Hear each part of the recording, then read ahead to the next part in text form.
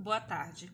Nossa equipe é composta por Fernanda Ferreira Cardeal, Guilherme Carneiro Almeida e Sidney Alves Gomes, sob a orientação do discente José Luiz Carneiro da Rocha e da disciplina Matemática Aplicada à Farmácia.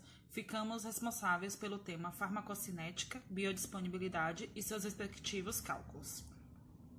Farmacocinética.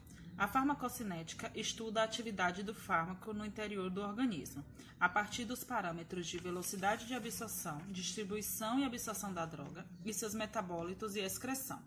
Para compreender e controlar a ação terapêutica dos fármacos no organismo humano, é preciso saber quanto desses fármacos consegue chegar aos seus locais de ação e quando isso ocorre. O entendimento e a utilização dos princípios farmacocinéticos podem ampliar a probabilidade do sucesso terapêutico e reduzir a ocorrência de efeitos adversos dos fármacos no organismo. A farmacocinética estuda o que o corpo faz com o fármaco ao entrar em contato com ele. Através do estudo da farmacocinética, é possível adequar posologia, via de administração e intervalo entre cada dose, visando melhorar o resultado terapêutico e, ao mesmo tempo, reduzir a probabilidade de desenvolver efeitos tóxicos potenciais. A farmacocinética é dividida em 4 etapas. A primeira etapa é a absorção, que consiste na passagem da droga do local que foi administrada até a chegada na corrente sanguínea. A absorção, seja qual for o local, depende da solubilidade do fármaco. As substâncias administradas em solução aquosa são absorvidas mais rapidamente que aquelas administradas em solução oleosa, suspensão ou forma sólida, porque se misturam mais facilmente com a fase aquosa no local absortivo. Propriedades físico-químicas que podem alterar a absorção: lipossolubilidade, hidrossolubilidade, estabilidade química, peso molecular, carga elétrica, forma farmacêutica, velocidade de dissolução e concentração da droga no local de absorção. A segunda etapa é a de distribuição. É a passagem do fármaco que está na corrente sanguínea para os diversos tecidos. Tecidos mais vascularizados, como rim, fígado e coração, recebem maior quantidade da droga, e tecidos menos vascularizados, como pele, tecido adiposo, cartilagem e tecido ósseo, recebem menor quantidade de droga. Esse processo depende de alguns fatores fisiológicos e das propriedades físico-químicas específicas de cada fármaco. A terceira etapa é o metabolismo, que é a transformação química que o fármaco sofre no organismo, formando-o em um composto com uma excreção facilitada. O objetivo de tal processo é acelerar a eliminação da droga. Os principais órgãos de biotransformação que possuem enzimas inativadoras é o fígado, pulmão, rim, intestino, placenta, pele e cérebro, sendo o fígado em maior porcentagem e o cérebro em uma menor porcentagem. Podem ter a biotransformação alterada, patologias hepáticas, RNs, que têm sistemas enzimáticos em amadurecimentos, e idosos com sistema enzimático lento, onde aumentam o tempo da droga no organismo. O quarto e última etapa da farmacocinética é a excreção, que consiste na eliminação do fármaco no organismo. A excreção. O principal órgão da excreção é o rim, pela urina, seguido do intestino, fezes, pulmão, o bafo, glândula mamária, o leite, glândula salivar, a saliva, glândula lacrimal, a lágrima e glândulas sudoríparas, o suor. Sendo que cada um desses depende da característica físico-química da droga. Por exemplo, se a pessoa toma um fármaco sólido, a excreção será necessariamente através das fezes, se for um fármaco líquido, através renal, através da urina, e se for gasosa, pulmonar. Outro conceito importante é a biodisponibilidade, que representa a quantidade da fração ativa do fármaco que chegará efetivamente na circulação sistêmica. Se a capacidade metabólica ou excretora do fígado para o agente em questão for grande, sua biodisponibilidade será substancialmente diminuída. Isso é a importância do efeito de primeira passagem, pois se a pessoa tomar um fármaco por via oral, esse fármaco ele vai necessariamente ter o efeito de primeira passagem. Então, uma grande parte do fármaco vai ser perdida nesse processo. Por isso, tem outros tipos de administração, entre elas a intravenosa, que quando você faz a administração via intravenosa, a biodisponibilidade do fármaco é de 100%. Não existe o processo de absorção na via intravenosa. Os estudos de biodisponibilidade são úteis para definir como a formulação afeta a farmacocinética do princípio ativo, requisito indispensável para avaliar a qualidade do medicamento. A concentração plasmática do fármaco aumenta com a extensão da absorção. A máxima, o pico, é alcançada quando a taxa de eliminação do fármaco iguala-se à taxa de absorção. O tempo de pico constitui o índice geral mais utilizado para a avaliação da absorção, que no caso é o conceito de efeito de meia-vida do fármaco. Aqui agora tem alguns exercícios sobre a farmacocinética e a biodisponibilidade. Primeiro, paciente de 22 anos procura o Centro de Informações de Medicamentos do hospital e relata a utilização de tetraciclina via oral, 500 mg, de 6 em 6 horas, para tratamento de infecção geniturinária por Chlamydia trachomatis. Entretanto, como apresentou queimação estomacal e cólica, sempre tomava o medicamento com leite e, sem indicação médica, iniciou o uso de antiácidos. Ao final dos 7 dias de tratamento, não houve melhora da infecção inicial relatada. O que pode ter ocorrido? Temos 5 alternativas. Letra A. Como o paciente somente tomava leite antes da medicação, não favoreceu a absorção do medicamento, pois a tetraciclina funciona melhor quando tomada com o estômago cheio logo após as refeições. Letra B. O uso do antiácido não interferiu, pois como a tetraciclina tem caráter ácido, a utilização do antiácido manteve o pH estomacal baixo, ideal para a absorção do medicamento. Letra C. A tetraciclina não é indicada para o tratamento de infecção por clamídia. Ela se liga a um sítio de subunidade 30S do ribossomo bacteriano, impedindo a ligação do aminoácido tRNA do sítio A do ribossomo, a adição de aminoácidos e, consequentemente, impedindo a síntese proteica. Letra D. Em função do cálcio do leite, houve uma inativação química, a quelação da tetraciclina. Letra E.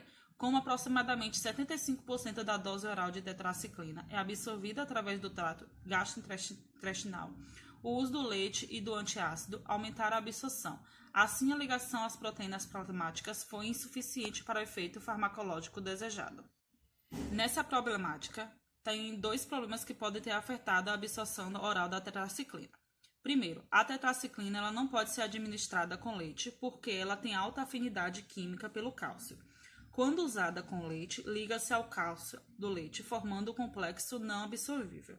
E segundo, a tetraciclina é um fármaco ácido fraco. Assim, o uso de antiácidos pode elevar o pH do estômago, podendo levar a maior ionização da tetraciclina e, consequentemente, diminuir sua absorção e seu efeito. Ou seja, a alternativa correta é a letra D, que diz que, em função do cálcio do leite, houve uma inativação química, a quelação da tetraciclina. Essa questão ela traz sobre a absorção. Segundo, um fármaco tem um tempo de meia-vida de 8 horas. Se uma dose de 100 mg for administrada por via intravenosa, qual a quantidade de fármaco que permanecerá no organismo após 24 horas?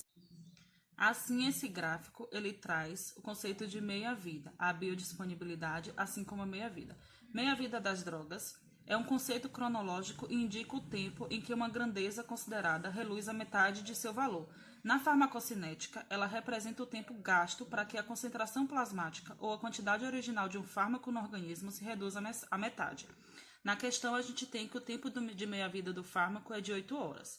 Ou seja, aqui através do gráfico a gente tem que no tempo zero ele está em 100 mg no corpo.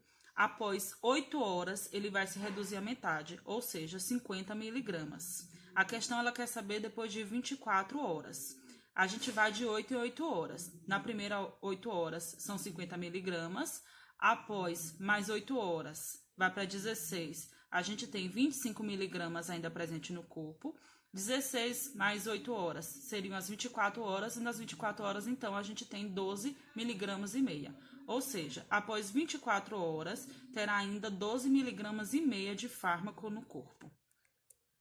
Terceiro, um fármaco é mais eficaz quando sua concentração plasmática é de 5 microgramas por ml. Se o fármaco tiver um valor diário de 20 litros, qual a dose intravenosa que produzirá o melhor efeito terapêutico? Primeiro, a questão ela traz várias unidades de medida, transformando esses 5 microgramas em ml, em 5 microgramas por ml, a gente vai estar utilizando litro, já que a questão ela dá o valor em litro. A fórmula é dose é igual a concentração vezes VD. A concentração foi dada na questão, eu só transformei de 5 microgramas, 5 miligramas por litro, vezes 20 litros, a gente tem que será 100 miligramas. Então, a dose que produzirá o melhor efeito será de 100 miligramas. Quarto, foi prescrito para um paciente 250 miligramas de amiacina intramuscular de 12 em 12 horas. Entretanto, a apresentação desse medicamento existente no hospital é de ampolas de 2 ml com 500 miligramas, sendo que o fármaco já se encontra diluído, ou seja, é uma solução. Quantos ml deve ser administrado em cada dose? A questão nos dá que 500 miligramas corresponde a 2 ml. Sendo assim, 250 miligramas, que é a metade, vai corresponder a 1 ml, ou seja, 1 ml equivale a cada dose de amiacina que deve ser administrada por via intramuscular. Quinto, foi prescrito 1/3 da ampola de mectopramida, Plasil, por via endovenosa. Cada ampola desse fármaco contém 2 ml do fármaco. Como administrar o medicamento? A gente tem que a prescrição é 1/3 e cada ampola são 2 ml. Assim, se a gente dividir 2 ml dividido por 3, que é 1/3, a gente vai encontrar 0,66, que é um número decimal.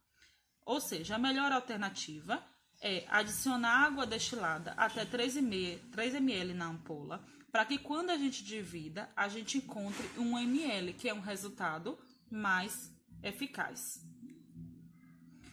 A gente trouxe também a importância da aplicação na área da farmácia.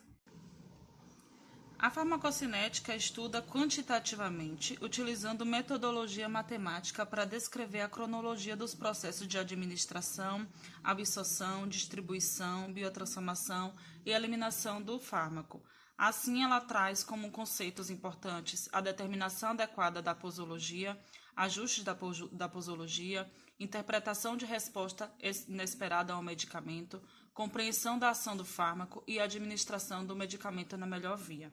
Porque assim, por exemplo, a administração do medicamento na melhor via, saber como o medicamento age no corpo e escolher se a melhor via é oral, é intravenosa, é muscular, traz uma resposta que pode ser esperada ou inesperada ao tratamento do paciente. Assim, compreender a ação do fármaco é de importância para a área da farmácia, para que a gente possa ter um resultado esperado.